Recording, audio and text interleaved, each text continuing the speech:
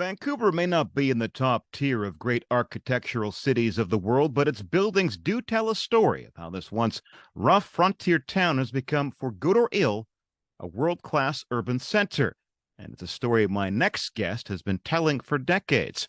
Here to talk about exploring Vancouver, 10 tours of the city and its buildings, now in its fifth edition, is co-author Robin Ward. The first edition of Exploring Vancouver came out way back in 1974. The last one, the fourth edition, arrived in 2012. So, simple question: what's new?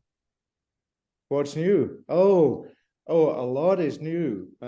When Hal and I were talking about the 2012 edition, we were kind of looking at it a few years back, and we realized that the book, published in 2012, it's completely out of date.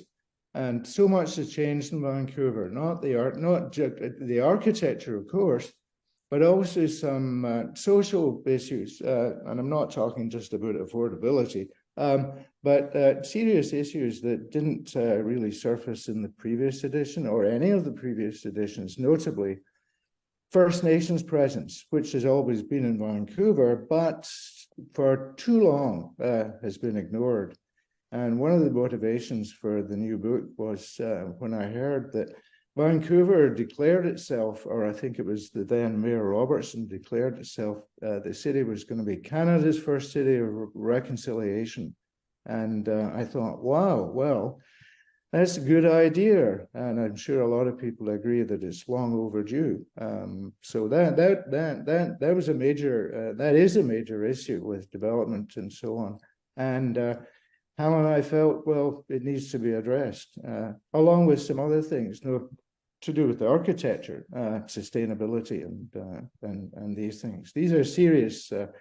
We're all caught up in an era of climate anxiety, and architects and developers even, and city planners are engaged with that. Well, talking about the First Nations for a moment, the built history of a city, more than just the buildings themselves, it's a social history as well. How important was it to reflect the contributions of this population, which have been downplayed or not included, as you say, in the past? Oh, we thought it was vitally important to make the book, to make the new edition, the fifth edition of the book, as you say, relevant to today's readers, and especially younger readers that aren't familiar with the way the city's evolved over the years. As you said, the first edition, two editions were done by Hal Kalman way back in the 1970s. We felt it's really important to address these new issues and make the book more relevant to the world we live in today. Now, when we talk about what has changed in the city between 2012 and the present day, certainly many new buildings have come to the fore. Two buildings that come to mind are the Post, the reimagining of the former Canada Post building, and the Deloitte building, both of which not far from each other, as it happens on Georgia Street. So did this inform the decision to revise the book? Oh, absolutely. There's a lot of exciting new architecture. And Vancouver in the 80s and the 90s, the redevelopments of the Expo lands and Cole Harbour resulted in a lot of new buildings, most of which, 20 years on, we look at and we think, well, they're all a bit kind of cookie cutter, glass towers. What's happened now is two things.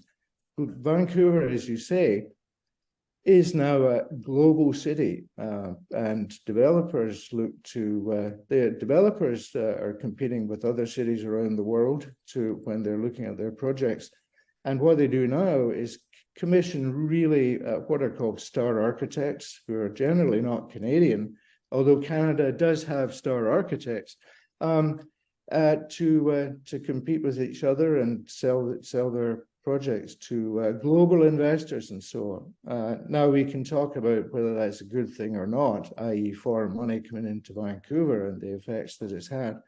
But architecturally, it's produced some really exciting new buildings. The Post, as you say, and the Deloitte buildings they're great. You're talking about some of the cookie cutter aspects of the 80s architecture in the city.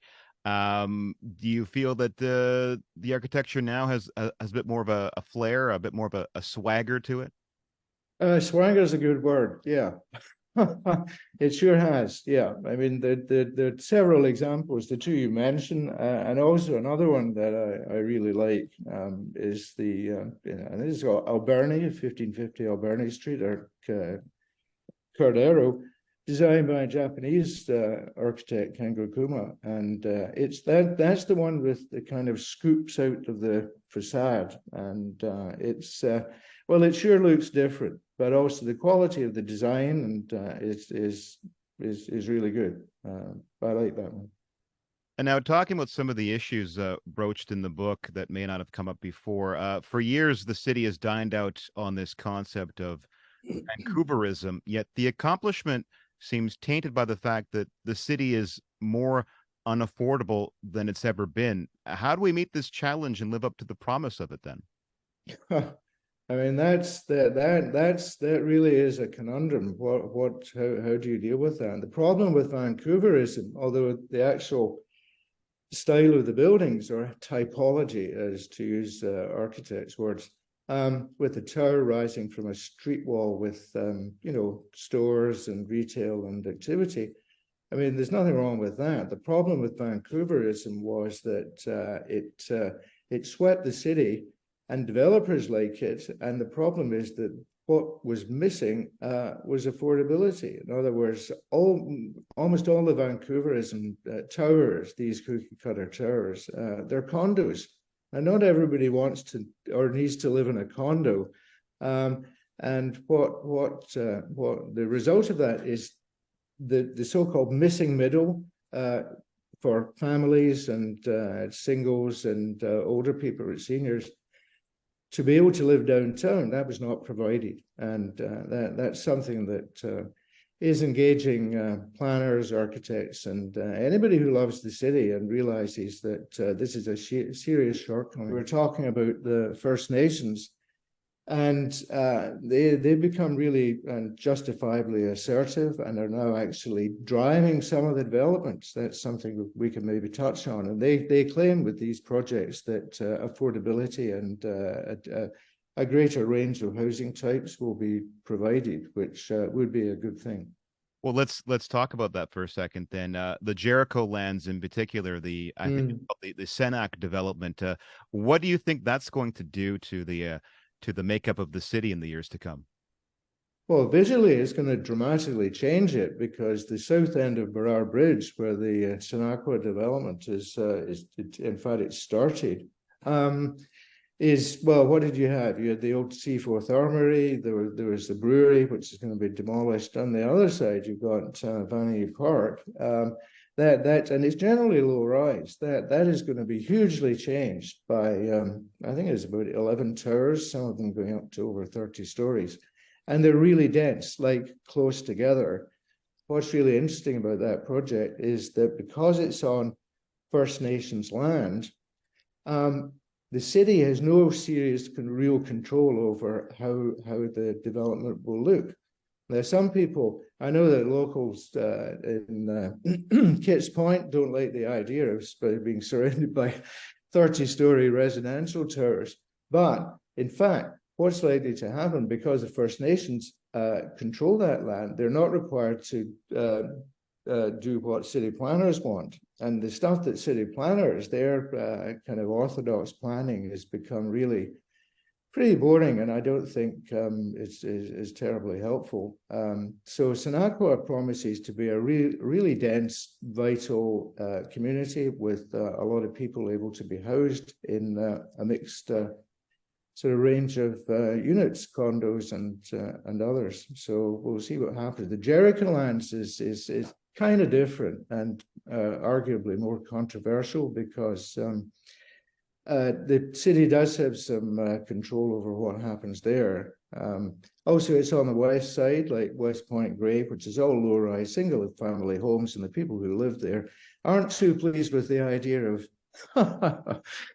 a brand new city emerging next door to them.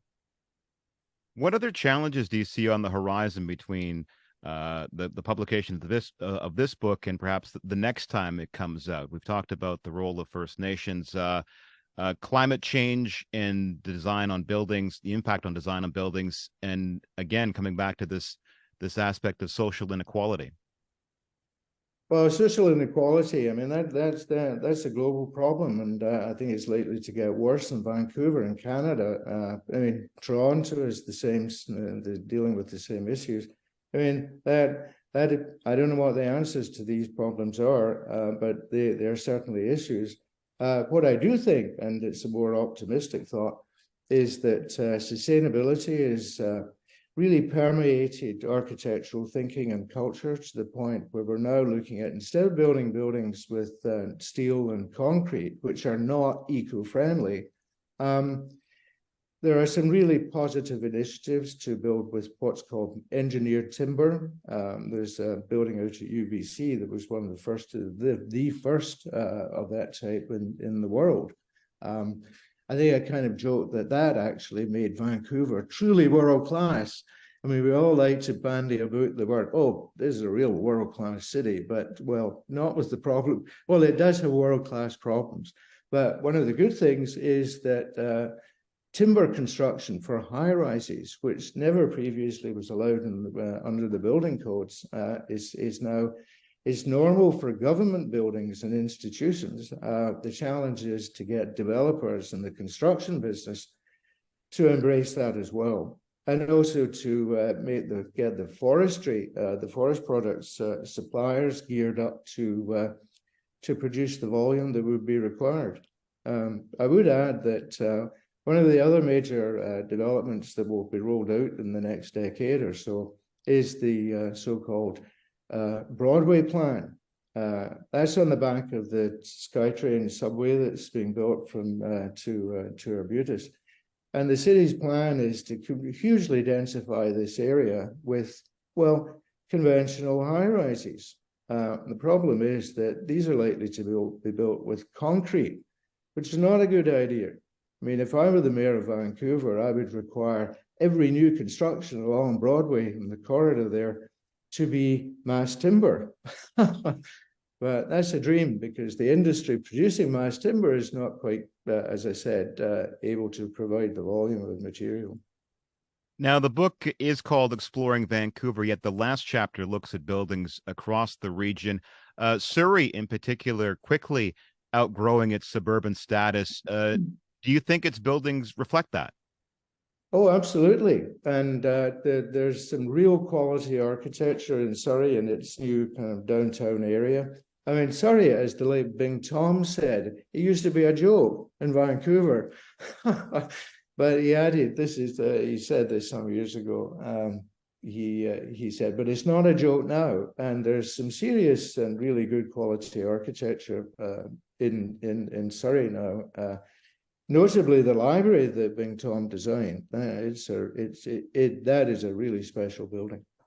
Richmond's another example, I think, of the Paramount building at number 3 and Cook Roads. Yeah, it's good, eh? Do you like that one?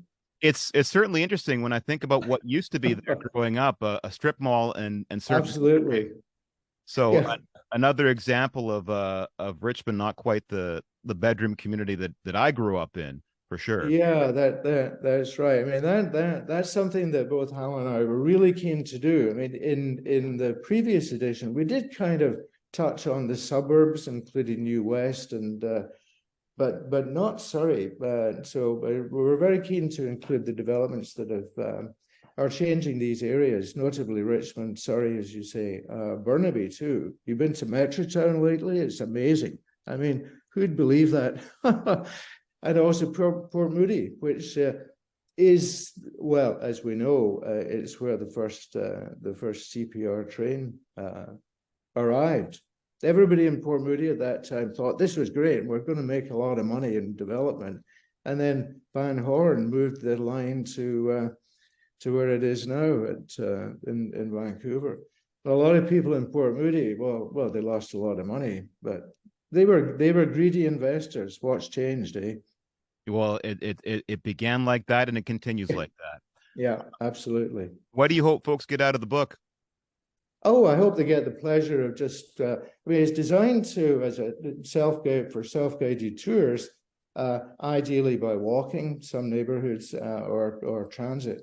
And I hope that, I hope that people just look around and get pleasure from looking at the buildings, because primarily the book is about, well, there's a bit of history, planning, and that kind of thing, but it's really about just the pleasure. Like, you turn a corner and you find, wow, what is that?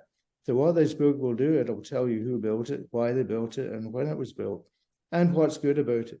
The other thing I'd add is that Hal and I, when I worked as the architecture critic for The Sun for 10 years in the 90s, so my attitude used to be, well, look at this building. God, this is a real eyesore. Why were these guys allowed to build that? And I would criticize it. I'd also say good things about good buildings. Hal took a more, when we did the 2012 edition, took a more measured approach and said, look, Robin, if we don't like a building, it will not be in the book. So the bad buildings are not in the book. The new edition is about good architecture and the pleasure of looking at it.